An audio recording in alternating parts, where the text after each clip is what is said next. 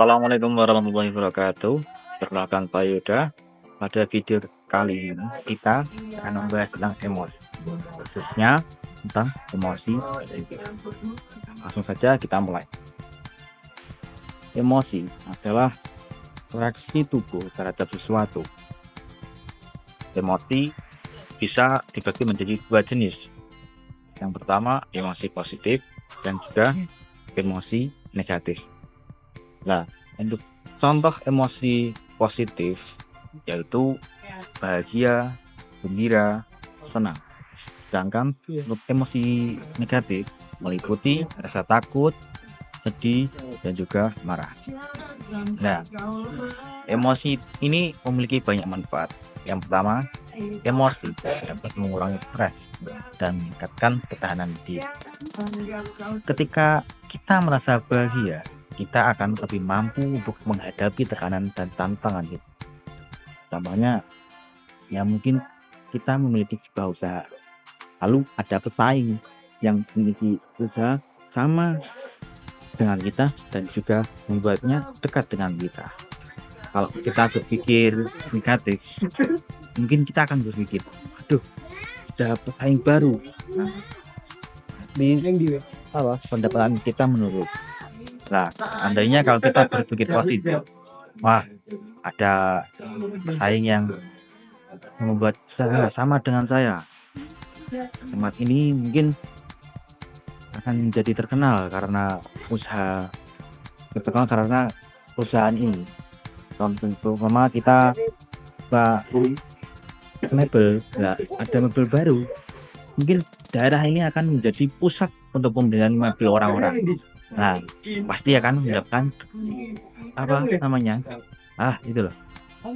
Banyak orang yang pelanggannya bertambah. Nah, selain itu, emosi positif juga meningkatkan produktivitas orang. Semakin sering orang merasakan emosi positif, maka orang itu akan lebih produktif dalam pekerjaan atau aktivitas mereka. Emosi positif juga membantu selama kita merasa baik, kita mampu bercermin dalam membuat keputusan, kita akan pasti mampu memilih keputusan yang lebih baik. Dan itu akan meminimalisir semua kemungkinan yang mungkin nggak kita inginkan. Nah, lalu bagaimana cara kita membentuk emosi positif? Yang pertama, kita perlu memahami pentingnya bersikap positif. Sikap positif tidak hanya berpengaruh pada pikiran kita, tapi juga kesehatan fisik kita.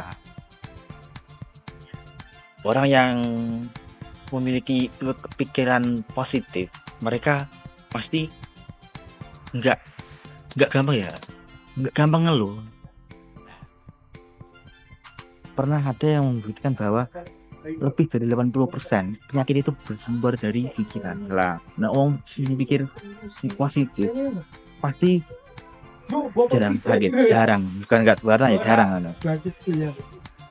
Lalu kita harus mengenali hubungan antara emosi positif, kreativitas, dan perhatian. Nah, ketika kita merasa positif, kita akan lebih mampu fokus terhadap tugas-tugas kita. Orang fokus pasti akan menyelesaikan kerjaannya lebih cepat dan efisien. Karena kita nggak memikirkan pikirannya cuma satu yang kita fokuskan. Nah, itu kan akan lebih meminimalisir energi yang kita gunakan. Yang tidak kalah penting, ketika kita berada dalam peristiwa negatif dalam kehidupan, kita sedang mungkin jadi takut. Jangan biarkan emosi negatif itu berlarut dalam diri kita.